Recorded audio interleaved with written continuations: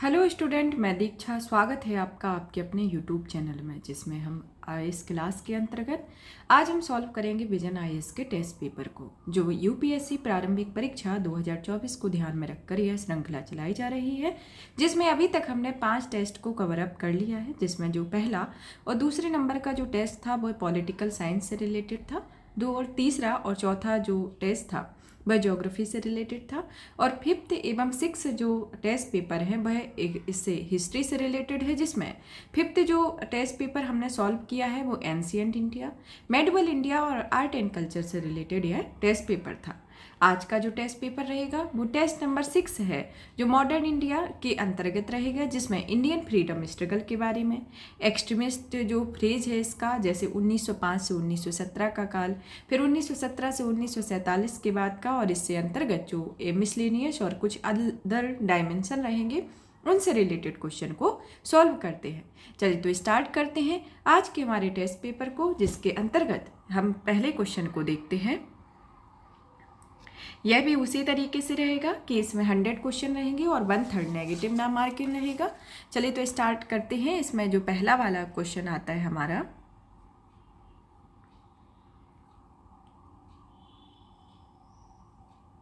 Question आया हुआ है इसमें कि सैयद अहमद खां के संदर्भ में निम्नलिखित कथनों पर विचार कीजिए। जिसके अंतर्गत पहला कथन जो दिया गया है कि 1875 में उन्होंने लाहौर में मोहम्मद एंग्लो ओरिएंटल कॉलेज की स्थापना की थी। दूसरा आता है कि उन्होंने समकालीन तर्कवाद विज्ञान के आलोक में कुरान की व्याख्या की हुई थी। तो इसके अंतर्गत ये हमारे 2 कथन है। इसमें से आपको सही कथन की पहचान करनी है और इसमें आपका कौन सा उत्तर सही होगा। ऑप्शन ए आता है इसके अंतर्गत कि केवल 1 होगा, ऑप्शन बी आता है कि केवल 2 होगा, ऑप्शन सी आता है कि 1 और 2 दोनों कथन सही होंगे, और ऑप्शन डी आएगा कि ना तो 1 होगा ना तो दूसरा होगा। तो इसमें आपका जो उत्तर होगा ऑप्शन बी आएगा कि आपका ऑप्शन बी सही होगा।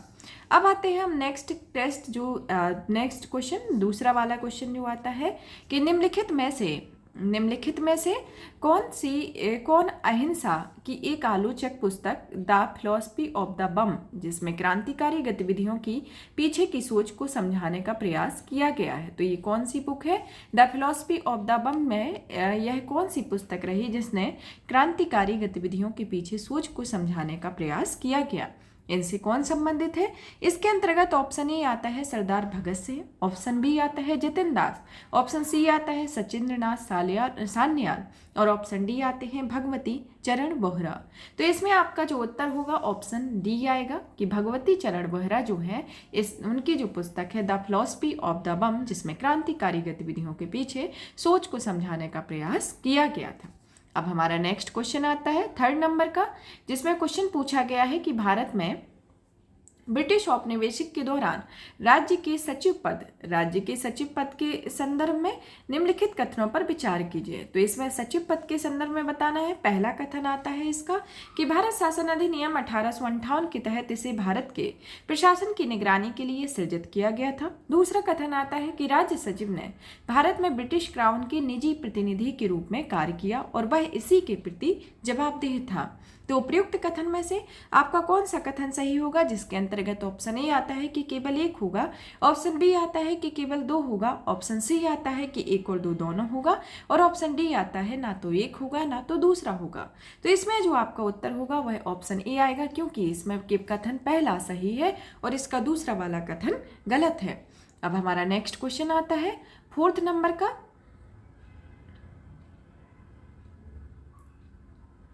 4th नंबर का क्वेश्चन आता है कि स्वदेशी आंदोलन के संदर्भ में निम्नलिखित कथनों पर विचार कीजिए। जिसके अंतर्गत पहला कथन दिया गया है कि इसकी उत्पत्ति जो है वह बंगाल विभाजन विरोधी आंदोलन में हुई थी। दूसरा आता है कि बंगाल के बड़े जमींदार ने स्वदेशी आंदोलन का समर्थन नहीं किया था। तीसरा आता है कि समितियों जिसे स्वयंसेवक के दल ने इस आंदोलन के लिए जन समर्थन जुटाने में सहयोग किया हुआ था। तो इसमें आपको इसका सही उत्तर बताना है। तो इसमें कथन दिए गए हैं, तो इसके अंतर्गत जो आपका उत्तर होगा ऑप्शन सी आएगा कि इसके अंतर्गत जो आपका उत्तर है वह ऑप्शन सी होगा, कि जिसमें पहला और तीसरा कथन आपका सही होगा। अब आता है हमारा नेक्स्ट क्वेश्चन के अंतर्गत देखते हैं कि इसमें नेक्स्ट क्वेश्चन जो 5th नंबर का आता है, जिसमें दिया गया है कि भारतीय स्वतंत्रता संग्राम के संदर्भ में बंगाली हितवादी और संजीवनी थे। तो इसके अंतर्गत आपको बताना है कि बंगाली हितवादी और संजीवनी कौन थे। तो इसके अंतर्गत ऑप्शन ए आता है कि ऑप्शन ए के अंतर्गत आता है पत्रिकाएं और समाचार पत्र, ऑप्शन बी आता है क्रांतिकारी संगठन, ऑप्शन सी आता है सामाजिक सुधार पर केंद्रित समाज और ऑप्शन डी आता है शैक्षणिक संगठन। तो इसमें आपका जो उत्तर होगा ऑप्शन ए आएगा कि उस टाइम पर जो भारतीय स्वतंत्रता संग्राम के संदर्भ में बंगाली हितवादी और संजीवनी पत्रिकाएं और समाचार पत्र थे। अब हमारा नेक्स्ट क्वेश्चन आता है 6 नंबर का, जिसमें पूछा गया है कि 1930 में कर्निंघम सर्कुलर का उद्देश्य क्या था। तो इसके अंतर्गत ऑप्शन ए आता है कि राष्ट्रीय ध्वज के सम्मान की रक्षा करना, ऑप्शन बी आता है कि छात्रों को राजनीतिक गतिविधियों में भाग लेने से रोकना, ऑप्शन सी आता है कि चौकीदारी कर देने से इनकार करना और ऑप्शन डी आता है कि पृथक मंजरी सेना या बानर सेना का दमन करना है। तो इसमें जो 1930 के कर्निंघम सर्कुलर का उद्देश्य क्या था कि छात्रों को राजनीतिक गतिविधियों में भाग लेने से रोकना है। तो इसके अंतर्गत आपका ऑप्शन बी सही होगा। तो ऑप्शन बी सही होगा। अब आता है हमारा 7 नंबर का क्वेश्चन, जिसमें पूछा गया है कि निम्नलिखित में से किस कांग्रेस अधिवेशन में कांग्रेस ने औपचारिक रूप से रियासतों के प्रति अपनी परिवर्तित नीति, जिसके तहत कांग्रेस ने रियासतों में हस्तक्षेप की नीति का त्याग कर अपनी भागीदारी पर 100 आरोपित प्रतिबंध को समाप्त कर दिया था और उसकी घोषणा की हुई थी। तो इसके अंतर्गत जो आपको इसमें उत्तर बताना है कि इसमें आपका जो उत्तर कौन सा होगा। तो इसमें जो आपका उत्तर होगा ऑप्शन ए, इसमें पहले नंबर पे तो ऑप्शन देखते हैं, ऑप्शन कौन सा है। ऑप्शन ए आता है नागपुर अधिवेशन 1920 होगा, ऑप्शन बी आता है लाहौर अधिवेशन 1929 होगा, ऑप्शन सी आता है त्रिपुरी अधिवेशन 1939 होगा और ऑप्शन डी आता है हरिपुरा अधिवेशन 1938 होगा। तो इसमें जो ऑप्शन ए आपका सी है वह आपका उत्तर सही होगा कि यह जो बात कही गई थी, जो घोषणा की गई थी, वह त्रिपुरी अधिवेशन में 1939 ईस्वी में कहा गया था। अब हमारा 8 नंबर का क्वेश्चन आता है, जिसमें पूछा गया है, करंट अफेयर से रिलेटेड क्वेश्चन है, जिसमें पूछा गया है कि पशु जन्म नियंत्रण नियमावली के 2023 के अंतर्गत आपको निम्नलिखित संदर्भों में से आपको बताना है कि निम्नलिखित संदर्भों में से कौन सा कथन सही है। तो पहला कथन आता है कि यह पशु जन्म नियंत्रण कार्यक्रमों के माध्यम से आवारा कुत्तों की नसबंदी और टीकाकरण के लिए दिशा निर्देश प्रदान करती है। दूसरा कथन आता है इसके अंतर्गत कि यह नियमावली आवारा कुत्तों को सामुदायिक जानवरों के एक नए वर्ग के रूप में वर्गीकृत करती है। और तीसरा कथन आता है इसके अंतर्गत कि आवारा कुत्तों की देखभाल और उन्हें निश्चित अंतराल पर भोजन देने की जिम्मेदारी रेजिडेंट वेलफेयर एसोसिएशन की होगी। तो उपयुक्त कथनों में से कौन सा कथन आपका सही होगा। तो इसमें आपका जो उत्तर होगा ऑप्शन ए आएगा, जिसमें तीनों ही कथन आपके सही हैं। अब हमारा नेक्स्ट क्वेश्चन आता है कि नेक्स्ट क्वेश्चन में पूछा गया है चंपारण सत्याग्रह कब शुरू किया गया था। तो चंपारण सत्याग्रह के संदर्भ में पूछा गया है कि इसके पीछे शुरू करने के पीछे क्या कारण थे। तो इसमें ऑप्शन ए आता है कि श्रम को दिए गए ब्लैक बोनस की वापसी के विरुद्ध हुआ था। फिर ऑप्शन बी आता है कि जिले में औपनिवेशिक सरकार द्वारा लगाए गए भू राजस्व में वृद्धि के विरुद्ध था। फिर ऑप्शन सी आता है कि यूरोपीय बागान मालिकों द्वारा नील बागानों में काम करने वाले किसानों के शोषण के विरुद्ध था। ऑप्शन डी आता है कि फसल नष्ट होने पर भू राजस्व माफ करने में सरकार के इनकार के विरुद्ध था। तो इसमें आपका जो उत्तर होगा ऑप्शन सी आएगा कि यह यूरोपीय बागान मालिकों द्वारा नील बागानों में काम करने वाले किसानों के शोषण के विरुद्ध इस आंदोलन को शुरू किया गया था। अब हमारा नेक्स्ट क्वेश्चन आता है जो कि 10th नंबर का है, जिसमें पूछा गया है, इसमें भी एक परिच्छेद को दिया गया है, एक जनजाति के बारे में इसमें वर्णन किया गया है। तो आपको इसको ध्यान से सुनना है, फिर आपको इसमें से आप जनजाति बताएंगे कि कौन सी जनजाति है। इसके अंतर्गत पूछा गया है कि ये पश्चिमी और दक्षिणी भारत के कई राज्यों में निवास करने वाली जनजातियां हैं। तो ये कहाँ पर निवास करने वाली जनजातियां हैं? दक्षिणी और पश्चिमी भारत में निवास करने वाली यह जनजातियां हैं। फिर आता है कई राज्यों में निवास करने वाली जनजातियां विशेषता वन क्षेत्रों में के आसपास रहती हैं। ये अर्ध घुमंतु जनजातियां हैं जो परंपरागत रूप से पक्षियों को पकड़ती हैं और शिकार करती हैं। ये हिंदू परंपराओं का पालन करते हैं और सभी हिंदू त्योहार मनाते हैं। इनके परिवारों में सबसे वरिष्ठ पुत्र के बाल नहीं काटे जाते ताकि उसे आसानी से पहचाना जा सके। अलग अलग क्षेत्रों में इन्हें अलग अलग नामों से भी जाना जाता है। जैसे उदाहरण के लिए उत्तरी कर्नाटक और महाराष्ट्र में इन्हें मील शिकारी कहा जाता है। तो इनमें से उपयुक्त परिच्छेद में से आपको बताना है कि निम्नलिखित में से यह किस जनजाति का वर्णन करते हैं। तो इसके अंतर्गत ऑप्शन ए आता है हक्की पिक्की, ऑप्शन बी आता है चेंचू, ऑप्शन सी आता है अपतानी और ऑप्शन डी आता है बैगा जनजाति। तो यह किस जनजाति के बारे में इसकी व्याख्या की गई है। तो इसमें आपका जो उत्तर होगा ऑप्शन ए आएगा कि यह हक्की पिक्की जो जनजाति है उसके बारे में यह बताया गया है। अब हमारा नेक्स्ट क्वेश्चन आता है 11 नंबर का, जिसमें पूछा गया है कि 1813 के चार्टर अधिनियम में से निम्नलिखित में से कौन सा प्रावधान किए गए हैं। तो इसमें 1813 के चार्टर अधिनियम के संदर्भ में क्वेश्चन है, जिसके अंतर्गत पहला जो कूट दिया गया है जिसमें बताया गया है कि भारतीय व्यापार को सभी ब्रिटिश व्यापारियों, जो भारतीय व्यापार है उसे सभी ब्रिटिश व्यापारियों के लिए खोलना। इसके अंतर्गत दूसरा आता है कि दूसरे में पूछा गया है कि भारत में आधुनिक विज्ञान के प्रसार के लिए कंपनी के संसाधनों का आवंटन करना। और इसके अंतर्गत तीसरा कथन आता है कि चाय के व्यापार में ईस्ट इंडिया कंपनी के एक अधिकार को समाप्त करना है। तो इसमें आपको सही उत्तर की पहचान करना है। तो इसके अंतर्गत आपका पहला और दूसरा कथन सही होगा। तो इसी के साथ ही ऑप्शन बी आपका सही होगा, जिसमें पहला और दूसरा सही है। अब हमारा नेक्स्ट क्वेश्चन आता है, जिसमें पूछा गया है आज़ाद हिंद फौज के संदर्भ में कि आज़ाद हिंद फौज और जांच समिति के संदर्भ में निम्नलिखित कथनों पर विचार कीजिए। जिसके अंतर्गत पहला कथन आता है कि इसकी स्थापना सुभाष चंद्र बोस के द्वारा की गई थी। दूसरा आता है कि इसका मुख्य उद्देश्य आईएनए के बंदी सैनिकों को मुकदमे द्वार पर के बाद पुनर्वासित करना था। तो उपयुक्त कथन में से कौन सा कथन सही होगा। तो इसमें आपको सही कथन की पहचान करनी है।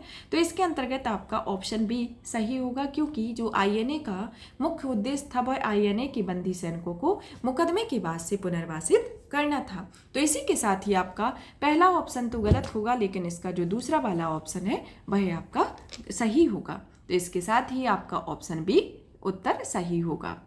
अब आता है हमारा 13 नंबर का क्वेश्चन, जिसमें पूछा गया है कि निम्नलिखित में से किसने भारत में ब्रिटिश औपनिवेशिक शासन के दौरान भारतीय परंपराओं दर्शन के अध्ययन हेतु शैक्षणिक संस्थानों की स्थापना की हुई थी। इसके अंतर्गत पहले आते हैं फ्रांसिस बुकानन, दूसरे नंबर पर आते हैं जोनाथन डंकन, तीसरे नंबर पर आते हैं वॉरेन हेस्टिंग। तो नीचे दिए गए कूट में से आपको सही उत्तर की पहचान करनी है। तो इसमें जो आपका उत्तर होगा ऑप्शन बी आएगा, जिसमें जो पहला, जो दूसरा और तीसरा है वह सही है, पहला वाला गलत है।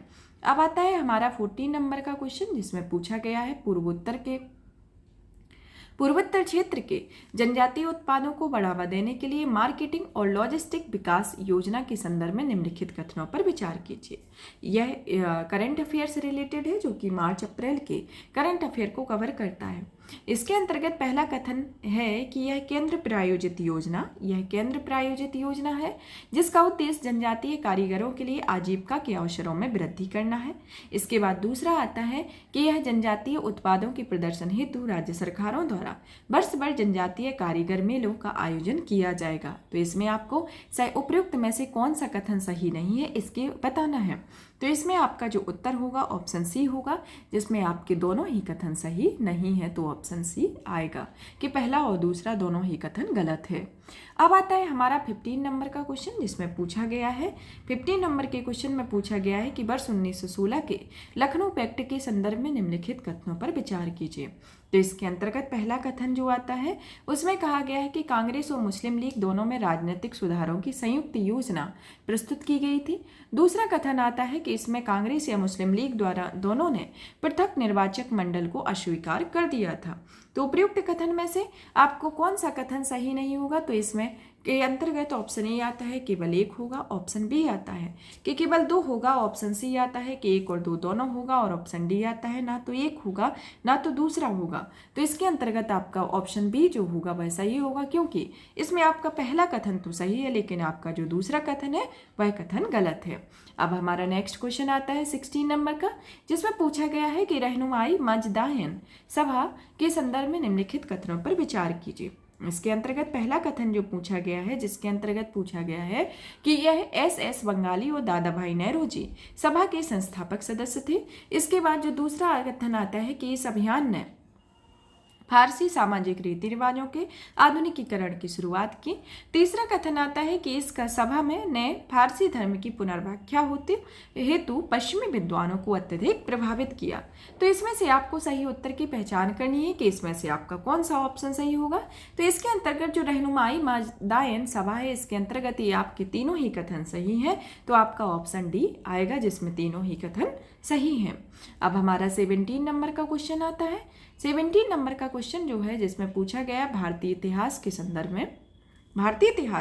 में स्टैंड स्टिल समझौता हुआ था, तो निम्नलिखित में से वह किससे संबंधित था।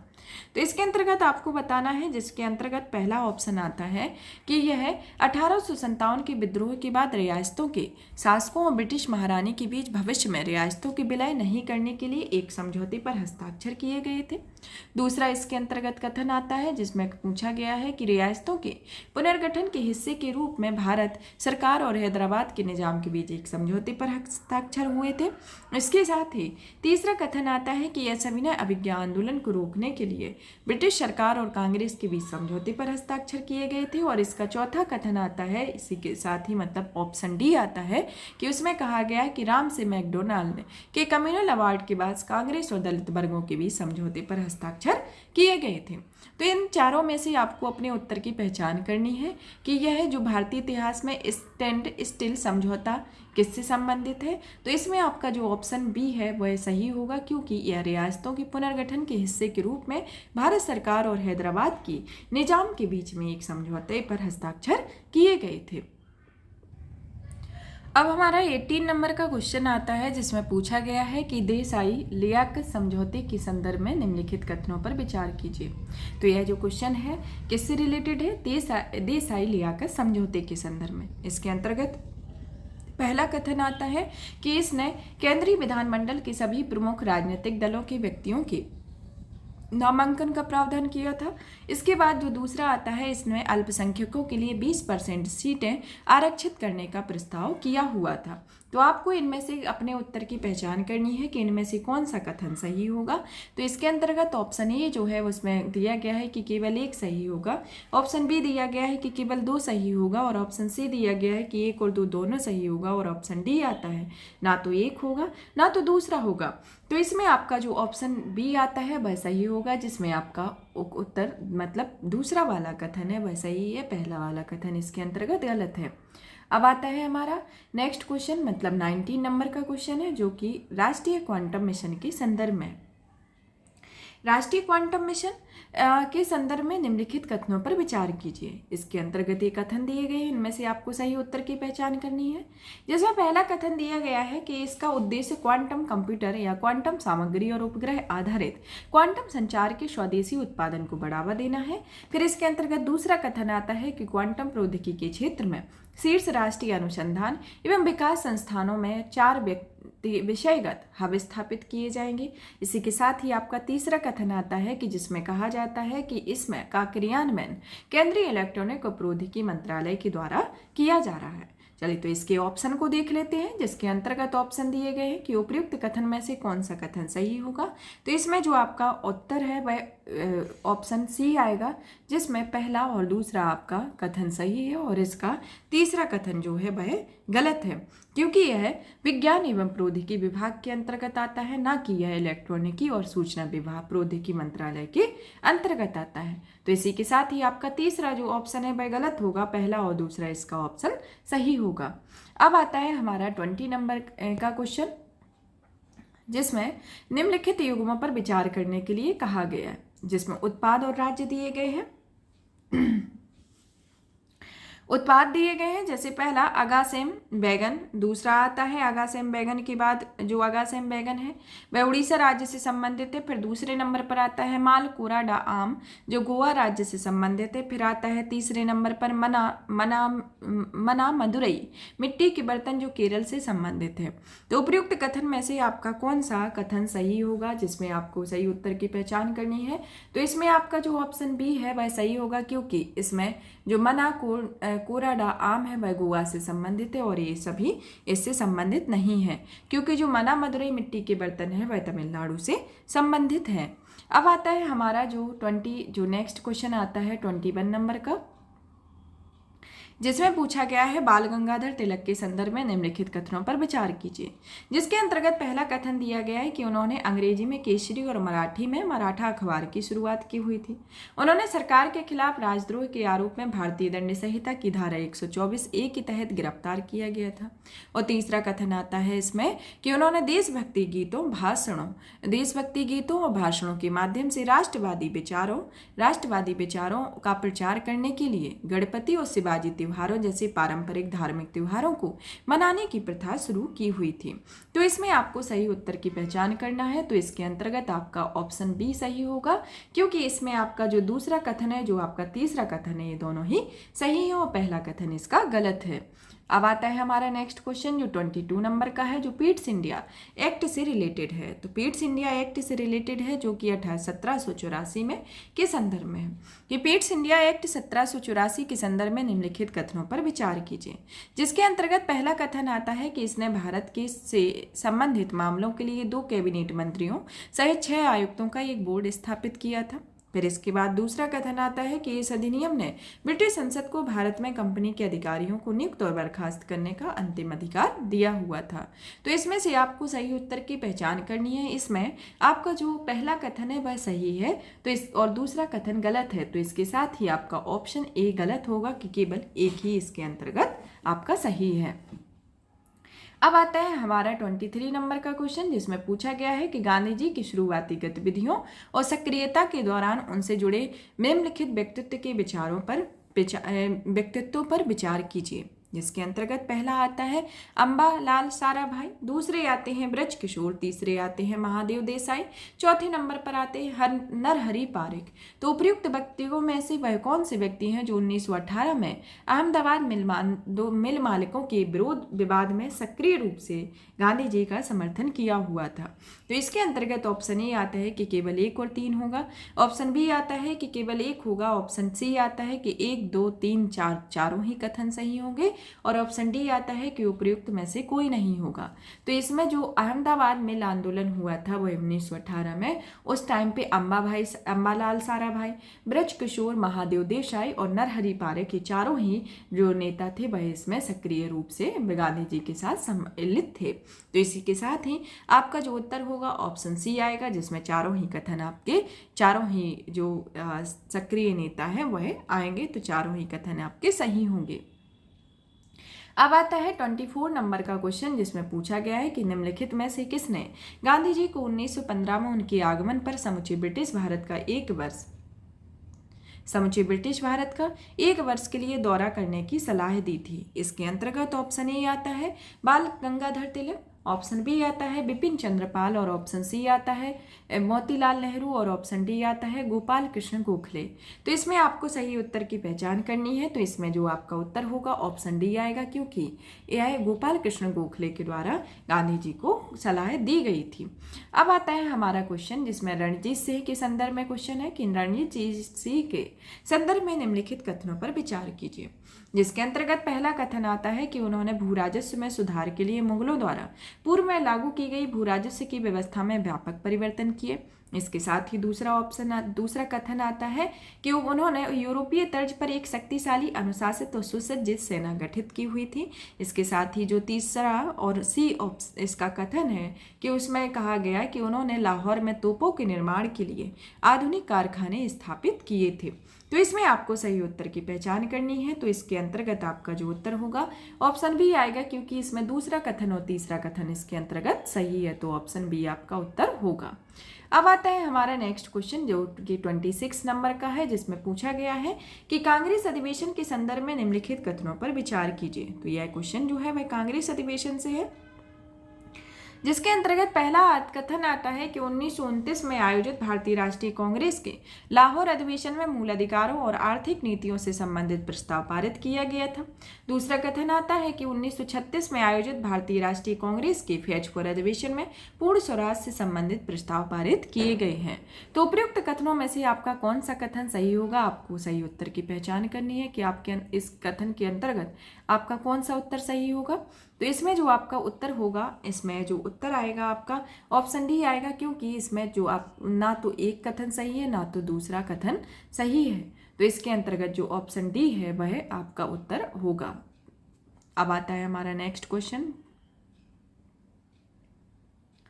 नेक्स्ट क्वेश्चन जो कि आता है 27 नंबर का, जिसमें पूछा गया है कि राजगोपालाचार फॉर्मूला 1944 का उद्देश्य क्या था। राजगोपालाचार्य फॉर्मूले के बारे में, जिसके अंतर्गत ऑप्शन ए दिया गया है कि भारतीय सदस्यों वाली नवगठित कार्यकारी परिषद एक नवीन संविधान तैयार करना। इसके अंतर्गत ऑप्शन बी आता है कि चुनाव के लिए विभिन्न क्षेत्रों का आनुपातिक प्रतिनिधित्व के अनुसार विभाजन करना। ऑप्शन सी आता है कि केंद्र में अस्थायी सरकार के गठन में मुस्लिम लीग की और कांग्रेस का सहयोग प्राप्त करना था। और ऑप्शन डी आता है इसके अंतर्गत कि दलित वर्गों और अल्पसंख्यकों को प्रतिनिधित्व देने के लिए एक नए फॉर्मूले की मांग करनी थी।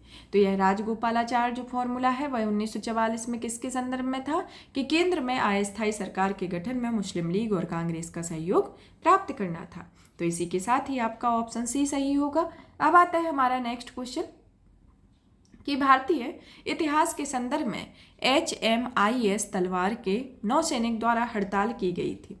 तो इसके अंतर्गत इसमें से कौन सा कूट सही होगा कि इस हड़ताल को करने के पीछे क्या कारण थे। पहला आता है इसके अंतर्गत कि इसमें नस्लीय भेदभाव के विरोध में। ऑप्शन दूसरा आता है इसमें कि अरुचिकर भोजन के विरोध में। और इसके अंतर्गत तीसरा कूट आता है कि नई भर्ती नीति के विरोध में। तो इसके अंतर्गत जो आपका पहला और दूसरा कथन है वह सही है, तो अब इसके साथ ही आपका ऑप्शन ए सही होगा, जिसमें केवल एक और दो सही होगा और ना कि तीसरा सही होगा। अब आता है हमारा नेक्स्ट क्वेश्चन, जिसमें पूछा गया है कि निम्नलिखित में से कौन सी प्राइस कैप कोएलिशन के संदर्भ में सही सदस्य है।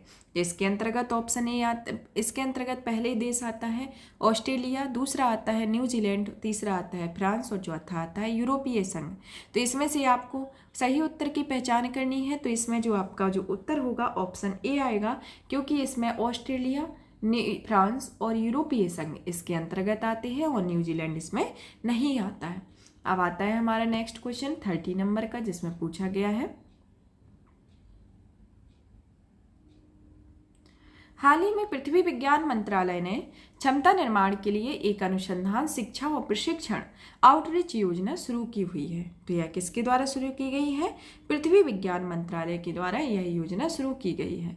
तो इसके तहत निम्नलिखित में से कौन सी उपयोजनाएं शामिल हैं। तो इसके अंतर्गत पहला कूट आता है कि पृथ्वी प्रणाली विज्ञान में अनुसंधान और विकास योजना। दूसरा आता है कि अंतर्राष्ट्रीय प्रचलनात्मक समुद्र विज्ञान प्रशिक्षण केंद्र योजना। और तीसरी आती है कि पृथ्वी प्रणाली विज्ञान में कुशल वर्कफोर्स के विकास के लिए कार्यक्रम।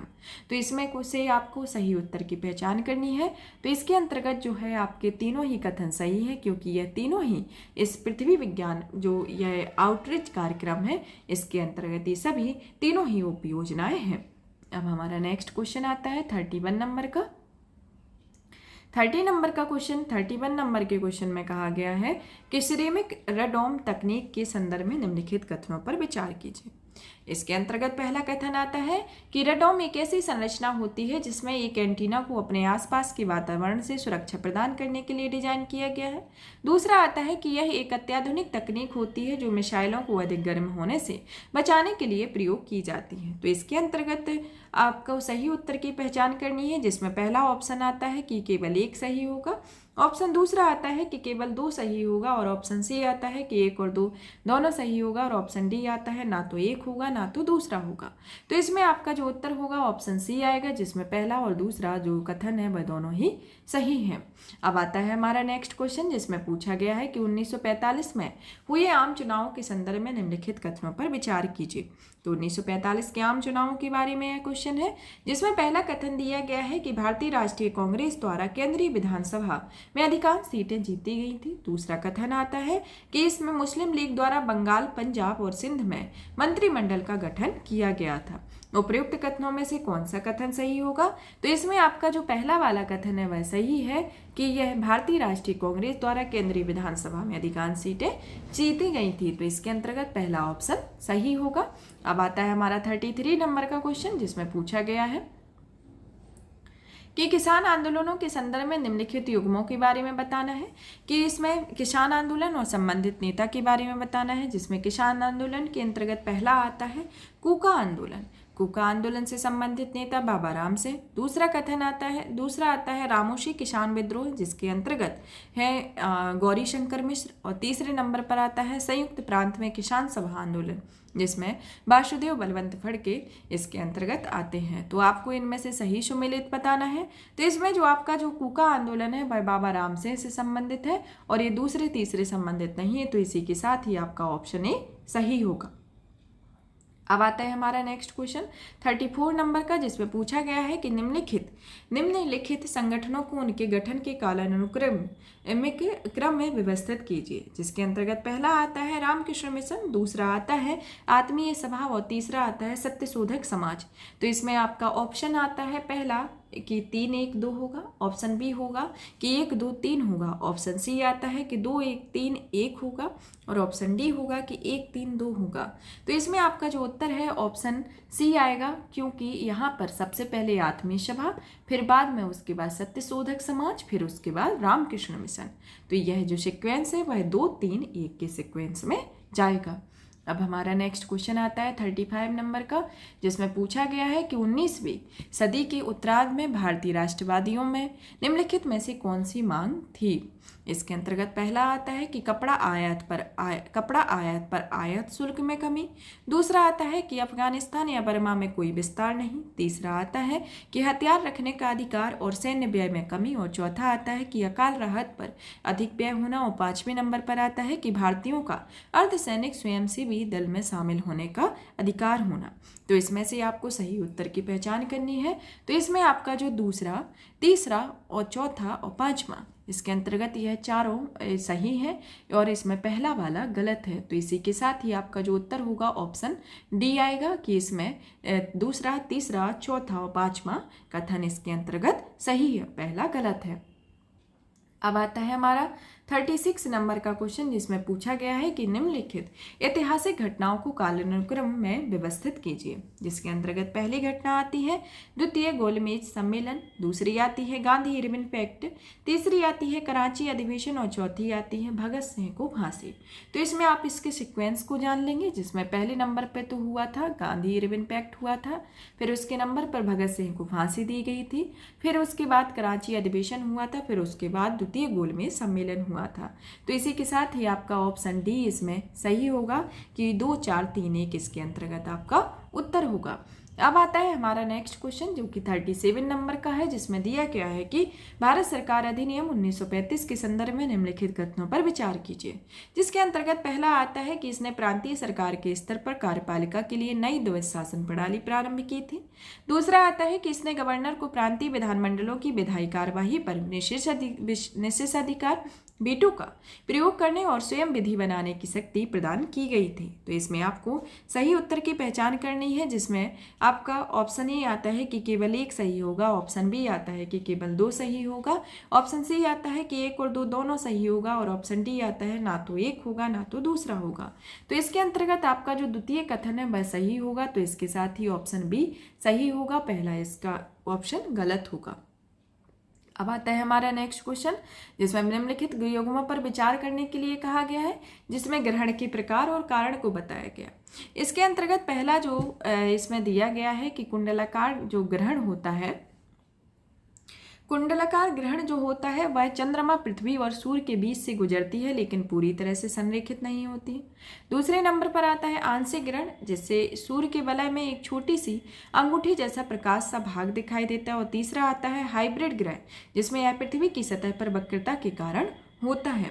तो इसमें से आपको सही कूट की पहचान करनी है कि इसमें से कौन सा सही होगा। तो इसमें आपका जो तीसरा है वह सही है कि यह हाइब्रिड ग्रह जो होता है वह पृथ्वी की सतह में वक्रता के कारण होता है। तो इसी के साथ ही आपका ऑप्शन सी सही होगा, जिसमें केवल तीसरा ही सही है। अब हमारा जो 39 नंबर का क्वेश्चन है, जिसमें पूछा गया है कि मांटेग्यू चेम्सफोर्ड सुधारों के संदर्भ में निम्नलिखित कथनों में से कौन सा कथन सही है।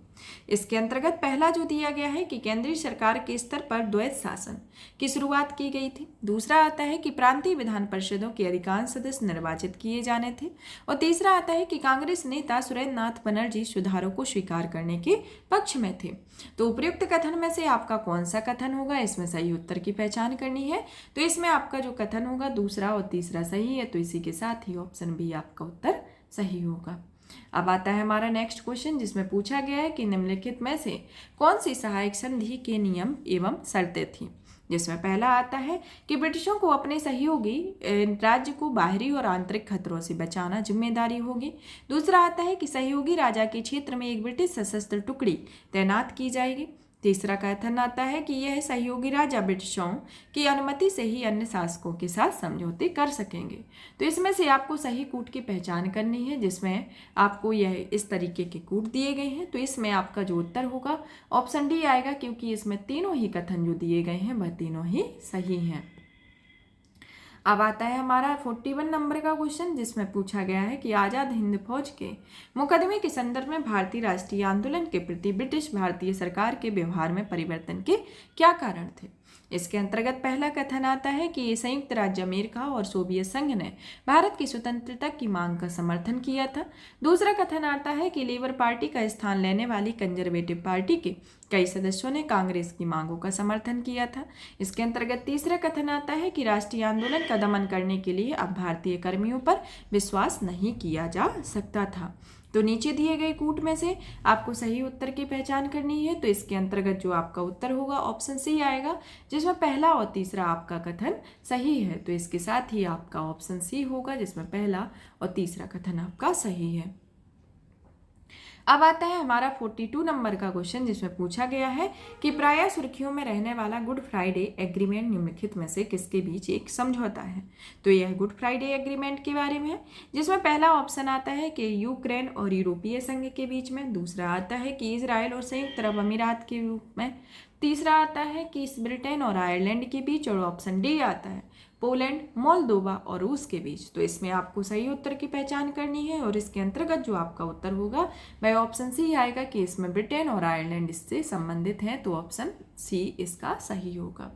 अब आता है हमारा नेक्स्ट क्वेश्चन 43 नंबर का, जिसमें पूछा गया है कि बंगाल की खाड़ी के तट पर स्थित इस शहर को एक स्थानीय राजा द्वारा 1639 ईस्वी में ईस्ट इंडिया कंपनी को पट्टे पर दिया गया था। राजा ने ईस्ट इंडिया कंपनी को उस शहर की किलेबंदी करने और उसका प्रशासन करने और उसे अपने लिए भुगतान की शर्त पर सिक्के ढालने के लिए अधिकृत किया हुआ था। तो उपयुक्त कथन में से या उपयुक्त परिच्छेद में से निम्नलिखित शहरों में से यह किस शहर का वर्णन करता है। इसके अंतर्गत ऑप्शन ए आता है मसूलीपट्टनम, ऑप्शन बी आता है सूरत, ऑप्शन सी आता है बालासोर और ऑप्शन डी आता है मद्रास। तो इसमें आपका जो उत्तर होगा ऑप्शन डी आएगा कि यह मद्रास से संबंधित है। तो यह जो कथन दिया गया है वह इस शहरों में से किस शहर का वर्णन करता है, यह मद्रास शहर का वर्णन करता है। अब आता है हमारा 44 नंबर का क्वेश्चन पूछा गया है कि व्यक्तिगत सत्याग्रह के संदर्भ में निम्नलिखित में से कौन प्रथम सत्याग्रही था।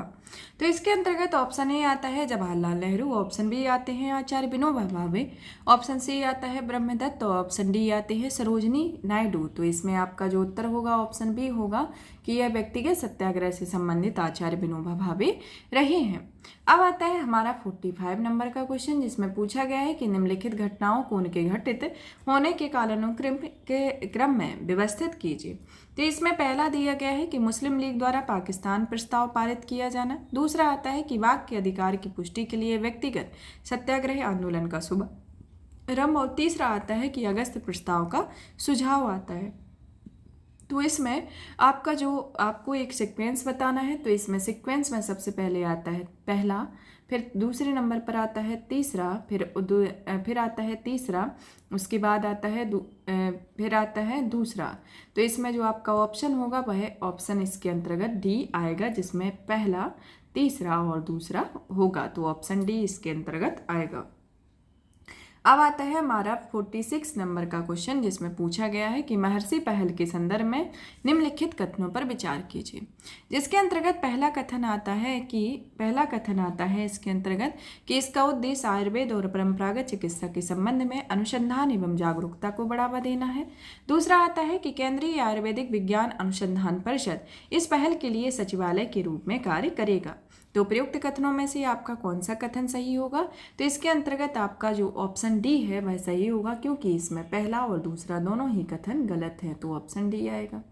अब आता है हमारा नेक्स्ट क्वेश्चन, जिसमें जो कि 47 नंबर का है, जिसमें पूछा गया है कि 1510 में निम्नलिखित में से किस पुर्तगाली वायसराय ने बीजापुर के सुल्तान से गोवा छीन लिया था?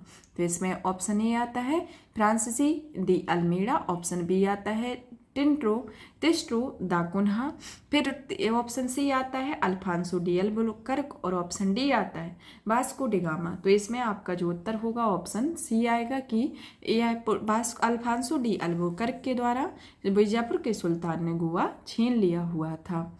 अब आता है हमारा नेक्स्ट क्वेश्चन, जिसमें पूछा गया है कुछ रिपोर्ट के बारे में विचार करने को कहा गया है, जिसमें पहली रिपोर्ट दी गई है कि वैश्विक खाद्य सूचकांक खाद्य नीति रिपोर्ट के खाद्य एवं कृषि संगठन से द्वारा जारी की जाती है। फिर दूसरे नंबर पर आती है लॉजिस्टिक प्रदर्शन सूचकांक, जो विश्व बैंक के द्वारा जारी किया जाता है। फिर तीसरे नंबर पर आती है डेटा थ्रेट रिपोर्ट, जो थेल्स के द्वारा जारी की जाती है।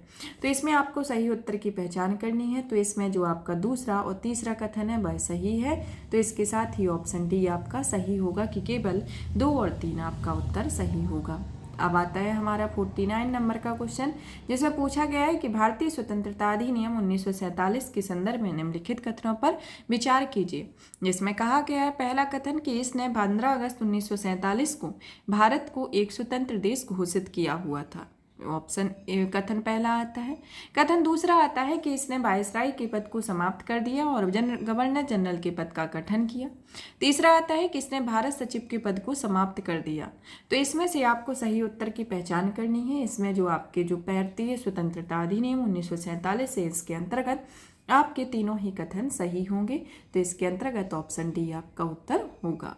अब आता है हमारा 50 नंबर का क्वेश्चन, जिसमें पूछा गया है कि भारत के इलेक्ट्रॉनिक वाहन उद्योग की मूल्य श्रृंखला की समृद्धि और विकास को बढ़ावा देने के लिए मिशन 50 के EV4 इको किसके द्वारा शुरू किया गया है? मिशन 54 EV के E4 यह किसके द्वारा शुरू किया गया है? इसके अंतर्गत ऑप्शन ए आता है भारतीय अक्षय ऊर्जा विकास एजेंसी लिमिटेड, ऑप्शन बी आता है भारतीय लघु उद्योग विकास बैंक, ऑप्शन सी आता है नीति आयोग और ऑप्शन डी आता है सड़क परिवहन और राजमार्ग मंत्रालय।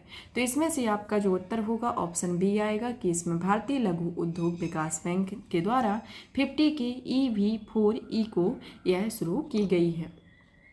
अब आता है हमारा नेक्स्ट क्वेश्चन, जो कि 50 नंबर का है। 51 नंबर का क्वेश्चन है, जिसमें पूछा गया है कि हाल ही में भारत के प्रधानमंत्री ने कोच्चि वाटर मेट्रो का उद्घाटन किया हुआ था।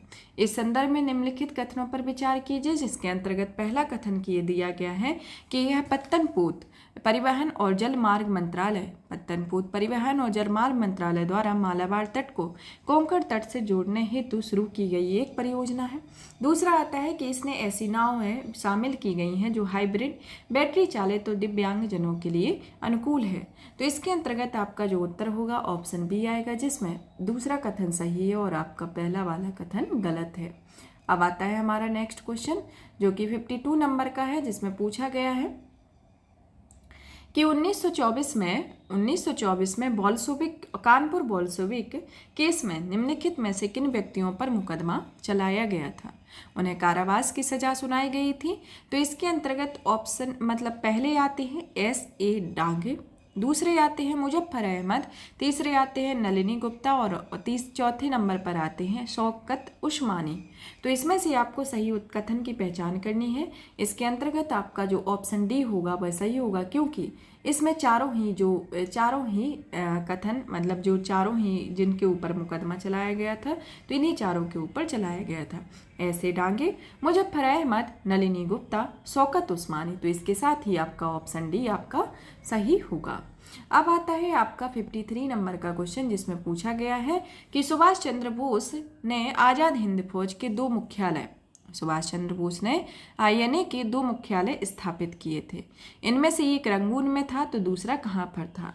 तो इसमें से आपको ऑप्शन ए बताना है सिंगापुर, ऑप्शन बी आता है टोक्यो, ऑप्शन सी आता है मॉरिशस और ऑप्शन डी आता है मलाया। तो इसमें आपका जो ऑप्शन ए होगा वह सही होगा, क्योंकि इनका जो पहला वाला मुख्यालय था वो रंगून में था और दूसरा वाला सिंगापुर में था। अब आता है हमारा 54 नंबर का क्वेश्चन, जिसमें पूछा गया है सीवेद परियोजना के बारे में।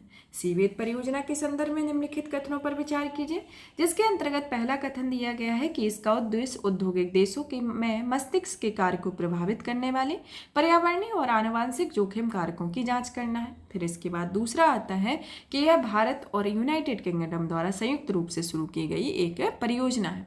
तो इसमें आपको उपयुक्त कथन में से आपको सही उत्तर देना है, जिसके अंतर्गत पहला कथन आता है कि केवल एक मतलब पहला ऑप्शन आता है कि केवल एक सही होगा, दूसरा ऑप्शन आता है कि केवल दो सही होगा और ऑप्शन सी आता है कि एक और दो दोनों सही होगा और ऑप्शन डी आता है ना तो एक होगा ना तो दूसरा होगा। तो इसमें आपका जो उत्तर होगा ऑप्शन सी आएगा, क्योंकि यह दोनों ही कथन इसके सही है कि इसका उद्देश्य औद्योगिक देशों में मस्तिष्क के कार्य को प्रभावित करने वाले पर्यावरणीय और आनुवंशिक जोखिमों की जांच करना है और दूसरा आता है कि यह भारत और यूनाइटेड किंगडम द्वारा संयुक्त रूप से शुरू की गई एक परियोजना है। अब आता है हमारा नेक्स्ट क्वेश्चन, जो कि 55 नंबर का है, जिसमें पूछा गया है कि निम्नलिखित में से किस समाज सुधारक को लोक हितवादी के रूप में जाना जाता है। तो इसके अंतर्गत ऑप्शन ए आता है नारायण मल्हार जोशी, दूसरा ऑप्शन आता है ऑप्शन बी आता है गोपाल हरि देशमुख, तीसरा ऑप्शन आता है गोपाल गणेश अगरकर, ऑप्शन तीसरा जो चौथा नंबर पर आते हैं ज्योतिबा फुले। तो इसमें जो आपके उत्तर होगा ऑप्शन बी आएगा, जिसमें गोपाल हरि देशमुख इसके उत्तर होगा कि जो कि लोक हितवादी के नाम से इन्हें जाना जाता है। अब आता है हमारा 56 नंबर का, जिसमें पूछा गया है कि भारतीय परिषद अधिनियम 1861 द्वारा शुरू किए गए विधायी सुधारों के संदर्भ में निम्नलिखित कथनों पर विचार कीजिए। जिसके अंतर्गत पहला आता है कि इस अधिनियम द्वारा पहली बार भारत में ब्रिटिश सरकार की विधायी और कार्यकारी कार्यों को अलग कर दिया गया था। दूसरा आता है इसके अंतर्गत कि इस अधिनियम के तहत विधायी उद्देश्यों के लिए गवर्नर जनरल की कार्यकारी परिषद में गैर आधिकारिक सदस्यों का बहुमत स्थापित करने हेतु प्रावधान किया गया था। और इसमें तीसरा आता है कि इस अधिनियम के तहत गठित केंद्रीय विधान परिषद को बजट पर मतदान करने का अधिकार नहीं था। तो उपयुक्त कथन में से आपको सही कथन की पहचान करनी है, जिसमें आपका जो कथन होगा केवल इसमें तीसरा कथन आपका सही होगा। तो इसमें जो आपका उत्तर भी होगा वह ऑप्शन सी आएगा कि केवल तीसरा सही है।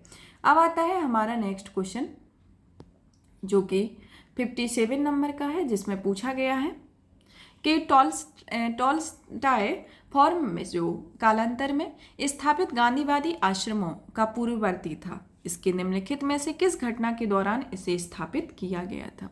इसके अंतर्गत पहला ऑप्शन आता है कि जब भारतीयों को मताधिकार से वंचित करने हेतु विधेयक जारी किया गया था। इसके बाद जो दूसरा ऑप्शन आता है कि जब कानून बनाकर भारतीयों के लिए पंजीकरण प्रमाण पत्र रखना अनिवार्य बनाया गया था। और इसके साथ ही जो तीसरा ऑप्शन आता है, जिसमें कहा गया है कि जब नटाल के भारतीय नए आप्रवासन कानूनों का विरोध करने हेतु सीमा पार करके ट्रांसवाल में आ रहे थे। और ऑप्शन डी आता है इसमें कि जब इकाई पद्धति के अनुसार विवाह न होने की स्थिति में विवाह को अमान्य घोषित किया जा रहा था। तो इसके अंतर्गत आपका ऑप्शन सी सही होगा, क्योंकि आपका ऑप्शन सी इसके अंतर्गत सही होगा कि यही इसके अंतर्गत आता है। अब आता है हमारा 58 नंबर का क्वेश्चन, जिसमें पूछा गया है कि 1938 में आयोजित भारतीय राष्ट्रीय कांग्रेस के हरिपुरा अधिवेशन का क्या महत्व था। तो यह किससे रिलेटेड क्वेश्चन है?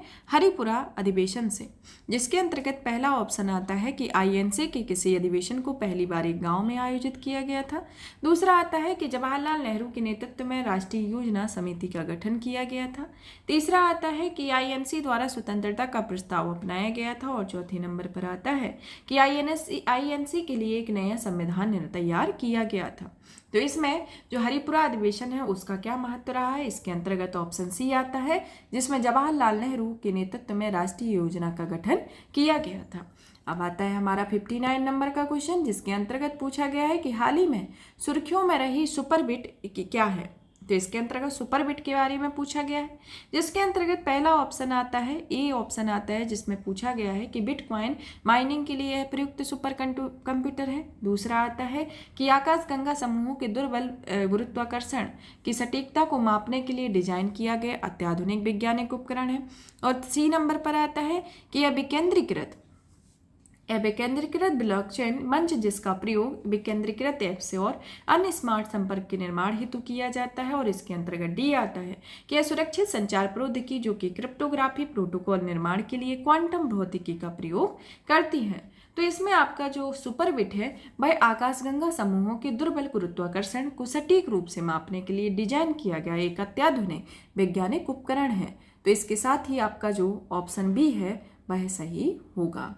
अब आता है हमारा 60 नंबर का क्वेश्चन, जिसमें 1857 के संदर्भ में निम्नलिखित युग्मों पर विचार करने के लिए कहा गया है, जिसमें आता है कि विद्रोह का स्थान और नेतृत्वकर्ता के बारे में बताया गया, जिसके अंतर्गत पहला आता है कानपुर में नाना साहब नेतृत्वकर्ता रहे, बरेली में बख्त खां, दिल्ली में खान बहादुर और लखनऊ में ब्रिजेश कादिर। तो प्रयुक्त में से कितने युग्म सही सुमेलित होंगे?